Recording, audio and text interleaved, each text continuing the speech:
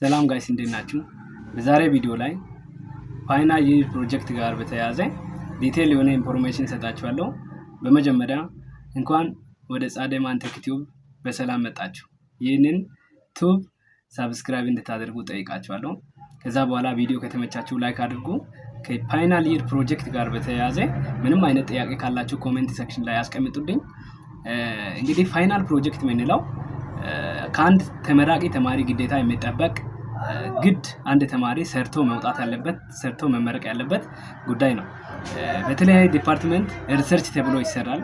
ወደ ኮምፒውተር ሳይንስ፣ አይቲ እንዲሁም ደግሞ ወደ ሶፍትዌር ኢንጂነሪንግ፣ ወደ ኢንፎርሜሽን ሲስተም ስንመጣ ፕሮጀክት ፋይናል ፕሮጀክት ሆኖ ዶክመንቴሽኑን ሰርተን ሌሎች ዲፓርትመንት ያሉ ተማሪዎች የሚሰሩትን ዶክመንቴሽን ሰርተን ጨርሰን ከዛ በኋላ ደግሞ በዛ በዶክመንቴሽኑ መሰረት እዚህ ጋር ኮዲንግ የሚባል ጉድ እንዳለን ሁላችንም እናውቃለን፣ በዚህ ዘርፍ ያለን ሰዎች ማለት ነው። ስለዚህ ይህንን በአግባቡ እንዴት እንሰራለን? ለምሳሌ መጀመሪያ ዶክመንቴሽኑ በጣም ያማረ በጣም የተስተካከለ በጣም እናንተ የተረዳችሁት ካልሆነ ወደ ኮዲንግ ስትሄዱ በጣም ከባድ ነው የሚሆነው። ስለዚህ ብዙ ጊዜ ሰዎች በኮዲንግ ላይ ብቻ ትኩረት አድርጎ ዶክመንቴሽኑ ለማለት የፈለገውና ኮዲንግ ላይ ያለው ሐሳብ ሁለቱ ይጋጫሉ። በዛ ምክንያት ላይ ዲፔንስ ስታቀርቡ ብዙ ጊዜ ኢረድ ገጥምና በጥያቄ ትወርቃላችሁ ማለት ነው። ስለዚህ ያንን ፊክስ ለማድረግ መጀመሪያ ከእናንተ የሚጠበቀው ነገር ምንድነው? ፕሮፖዛል መጀመሪያ ታይትሉን ካስገባችሁ በኋላ ወደ ፕሮፖዛል እንሄዳለን። ከፕሮፖዛሉ በኋላ ፕሮፖዛል አዘጋጅተን ከጨረስን በኋላ በፕሮፖዛሉ መሰረት ወደ ዶክመንቴሽን እንሄዳለን። ያንን ደግሞ ዶክመንቴሽን በትክክል ከጨረስን በኋላ ነው ወደ ኮዲንግ የምንሄደው። ስቴፑ እንደዚህ ነው። ነገር ግን ልክ ፕሮጀክት እንደተሰጠን ፋይናል ፕሮጀክት እንደተሰጠን ኮዲንግ መጻፍ የሚጀምሩ ብዙ ተማሪዎች አሉ። ይሄ ልክ አይደለም፣ አግባብም አይደለም። ስለዚህ መጨረሻ ላይም ደግሞ ያስቸግራል። መጀመሪያ ስቴፕ ባይ ስቴፕ የሚቀድመው የተኛው ነው ምንድነው መሆን አለበት የሚለውን በዚህ ቪዲዮ አሳያችኋለሁ። በስም መሆኑን እንዳረስ ወደ ቪዲዮ።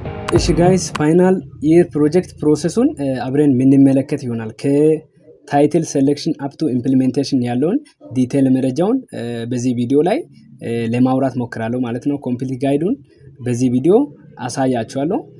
ፋይናል ፕሮጀክት የምንለው እንግዲህ ፋይናል ይር ፕሮጀክት ሚንስ ፕራክቲካል ፕሮጀክት ነው። እንዳጠቃላይ ሌላ ትርጉም የለውም። የሆነ ፕሮብሌም አለ። ያንን ፕሮብሌም ሶልቭ ለማድረግ ፕራክቲካሊ እንደተማርነው የተለያዩ ፕሮግራሚንግ ላንጉዌጅ ተምረን ነው እንግዲህ ፋይናል ፕሮጀክት መስራት የምንችለው። ያ ማለት መጀመሪያ ቲዮሪቲካሊ ክላስ ውስጥ የሰራነው ፕሮጀክት አለ።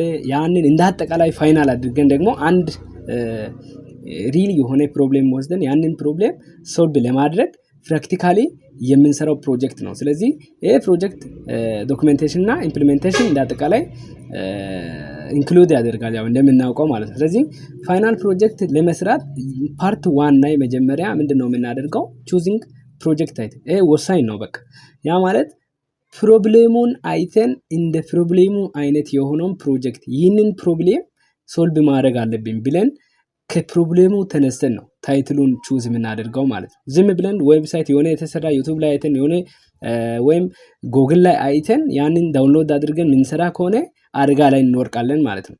ስለዚህ ከጊዜም እጥረት አንፃር በጣም የሚያስቸግር ነገር ነው የሚሆነው። መሀል ላይ ዝም ተብሎ ያለ እቅድ ያለ ፕሮብሌም ተታይቶ ነው መጀመሪያ መመረጥ አለበት ታይትሉ።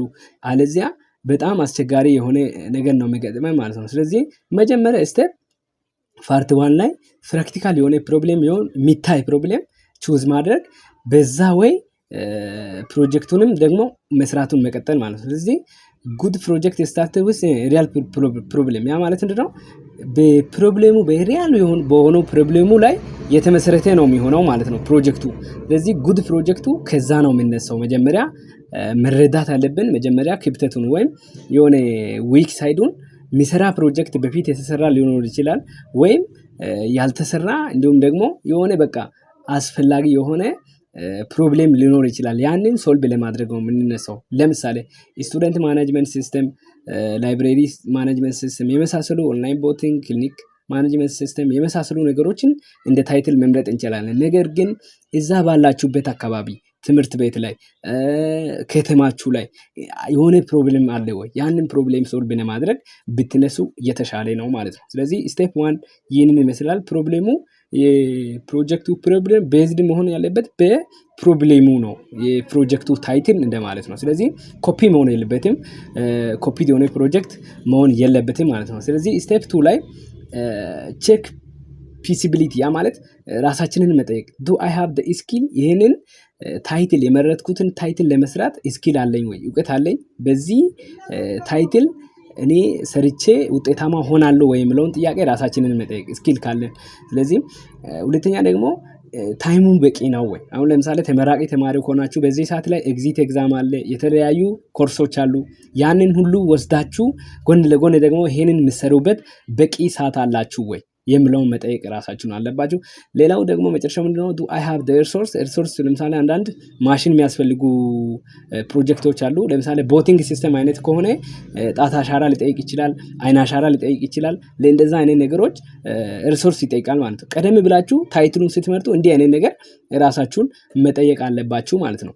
ስለዚህ ሁለተኛው ፓርት 2 ምንድነው? ፕሮፖዛል ራይቲንግ እና ሳብሚሽን። ለምሳሌ ታይትሉን አሪፍ የሆነ ታይትል ከመረጥን በኋላ ለሱ ዲስክሪፕሽን ጽፈን እናስገባለን። ከዛ በኋላ ኤግዛማይነሮቹ ያንን ታይትል አይቶ አፕሩቭ ያደርጋሉ። ያንን እነሱ አፕሩቭ ያደረጉትን ታይትል ወስደን በዛ ታይትል መሰረት ደግሞ ምንድነው የምንጽፈው? ሁለተኛ ስቴፕ ላይ ፕሮፖዛል እንጽፋለን ማለት ነው። ፕሮፖዛል ጽፈን ከዛ በኋላ ነው እንግዲህ ወደ ኮዲንግ የምንሄደው፣ ወደ ዶክመንቴሽን የምንሄደው። ከዶክመንቴሽኑ በኋላ ነው መጨረሻ ስቴፕ ነው ኢምፕሊሜንቴሽን ኦር ኮዲንግ ብለን የምናወራው ማለት። ስለዚህ ፕሮፖዛሉን ስንጽፍ የተለያየ ሜተድ አለ። ያንን ሜተድ በአግባቡ ተጠቅመን ነው መጻፍ አለብን። ዝም ብለን ከጻፍን ተቀባይነት የለውም ማለት ነው። ቢፎር ኮዲንግ ዩ ማስት ፕሪፔር ፕሮጀክት ፕሮፖዛል ነው። ፕሮጀክት ፕሮፖዛል ደግሞ ኢንክሉድ የሚያደርገው መጀመሪያ ታይትል አለ፣ ባክግራውንድ አለ፣ ፕሮብሌም ስቴትመንት አለ፣ ምንድነው ለዚህ ፕሮጀክት አላማ የሚባል ኦብጀክቲቭስ አለ፣ ጀነራል ኦብጀክቲቭ፣ ስፔሲፊክ ኦብጀክቲቭ፣ ስኮፑ አለ፣ ሜቶዶሎጂ አለ፣ ቱልስ አለ፣ ለዛ ፕሮጀክት የምንጠቀመው እንደዛ አይነት ነገሮችን መጀመሪያ ፕሮፖዛልን በትክክል መጻፍ አለብን ማለት ነው። ስለዚህ እዚህ ጋር ብዙ ጊዜ ሰዎች የሚፈጥሩት ይረራል ተማሪዎች እዚህ ጋር ሊሚቴሽን ያስገባሉ። እዚህ ጋር ሊሚቴሽን ማስገባት አይቻልም። ፕሮፖዛል ሲጻፍ መጀመሪያ ፕሮጀክቱ ከመሰራታችሁ በፊት ፕሮጀክቱ ከተሰራ በኋላ ነው ሊሚቴሽን የሚመጣው። ለምሳሌ ይሄንን ፕሮጀክት እንዲህ እንሰራለን ብለን ሰርተን ነበር፣ ነገር ግን በዚህ ኬዝ አልተሰራም የሚለውን ሊሚቴሽን በመጨረሻ ኮዲንግ ስታቀርቡ ወይም ዲፔንስ በዛን ሰዓት ላይ ነው ሊሚቴሽን የሚነሳው። በዚህ መጀመሪያ ፕሮፖዛል ላይ ምንም አይነት ሊሚቴሽን መግባት የለበትም። ስለዚህ በእንዲህ አይነት ኦርደር ታይትል እስከ ቱልስ ያለውን ተጠቅማችሁ የተሻለ ፕሮፖዛል ማዘጋጀት እንዲሁም መጻፍ ትችላላችሁ። ቻት ጂፒቲ ደግሞ በመጠቀም የተሻለ የሆነ በቃ ፕሮፖዛል በጣም የሚያምር ፕሮፖዛል መጻፍ ትችላላችሁ። እንዲሁም ፕሮፖዛሉ ደግሞ ክሊር የሆነ ኦብጀክቲቭ ከሌለው ዊክ ነው የሚሆነው። ስለዚህ ኦብጀክቲቭ ክሊር የሆነ መሆን አለበት። ጀነራል እና ስፔሲፊክ የሆነ ኦብጀክቲቭ በጣም ክሊር የሆነ መሆን አለበት። ኦብጀክቲቭ ስፔሲፊክ ጀነራል ምን ነው? ለምሳሌ ጀነራሉ ይሄንን ለመስራት ነው የሚል ነው።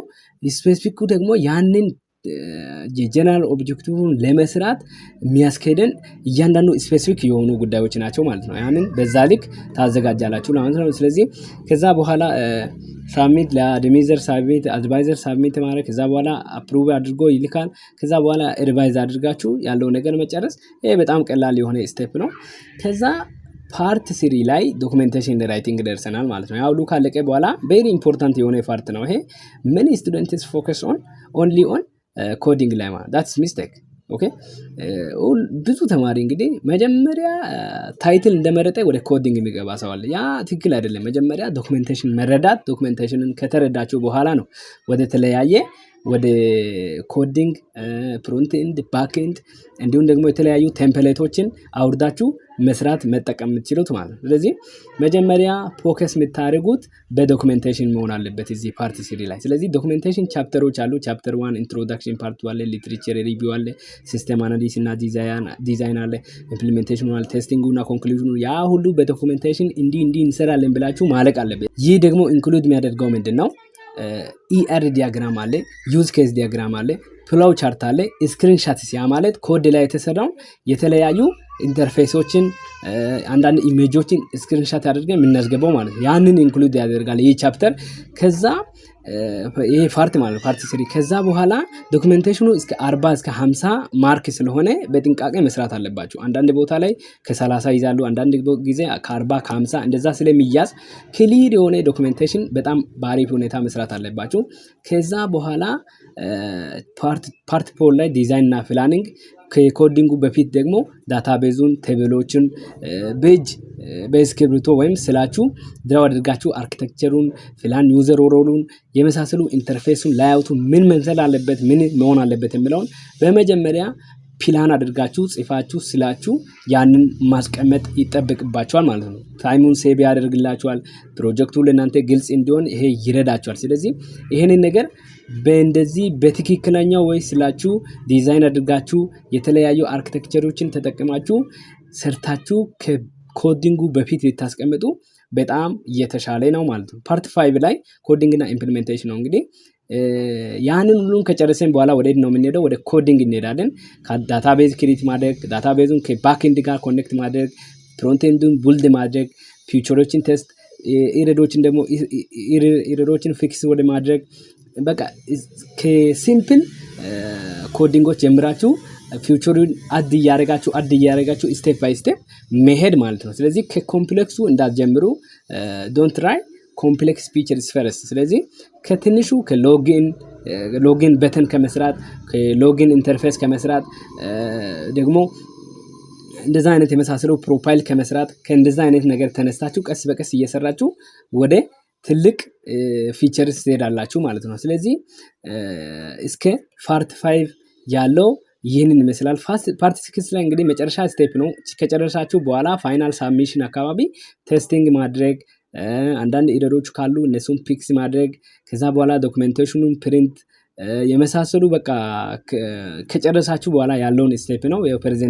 ለፕሬዘንቴሽን መዘጋጀት፣ ለፕሬዘንቴሽን የሚሆን ደግሞ አሪፍ የሆኑ ስላይዶችን 10 እስከ 15 ያሉ ስላይዶችን ቀለል ባሉ ለእናንተ በሚገባችሁ እንግሊዘኛ ጽፋችሁ ያንን ፕሬዘንት ስታደርጉ አታነቡም፣ ከአይምሯችሁ ነው በብዛት ፕሬዘንቴሽን ስታቀርቡ የሚታወሩት ማለት ነው። ስለዚህ አይታችሁ የምታነቡ ከሆነ በስላይዱ ላይ ብዙ ጽሁፍ ያለ ስላይድ የምታዘጋጁ ከሆነ ውጤታችሁ በጣም የወረደ ስለሚሆን ፕሬዘንቴሽን ሰዓት ላይ በጣም ጥንቃቄ ብትወስዱ የተሻለ ነው።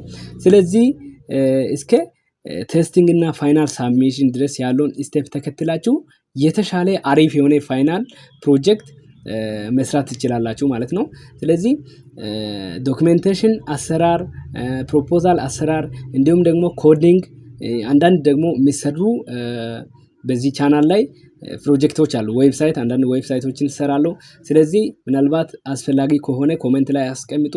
ታይትል እስከ ቴስቲንግ ድረስ ያለው ፓርት ይሄንን ይመስላል ማለት ነው። ፕሬዘንቴሽን ላይ መጨረሻ ቲፕስ የሆነ የተወሰነ አይዲያ ሰጣችኋለሁ።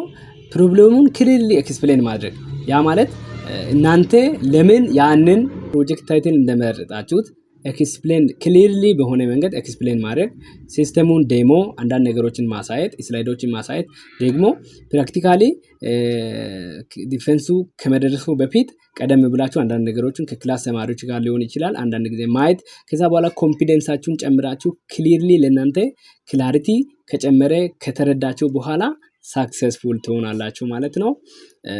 ስለ አዳመጣችሁኝ አመሰግናለሁ። ቴንክ ዩ ፎር ዋቺንግ። ሳብስክራይብ አድርጋችሁ ውስጡ ላይክ ማድረጉን እንዳትረሱ። ይመቻችሁ።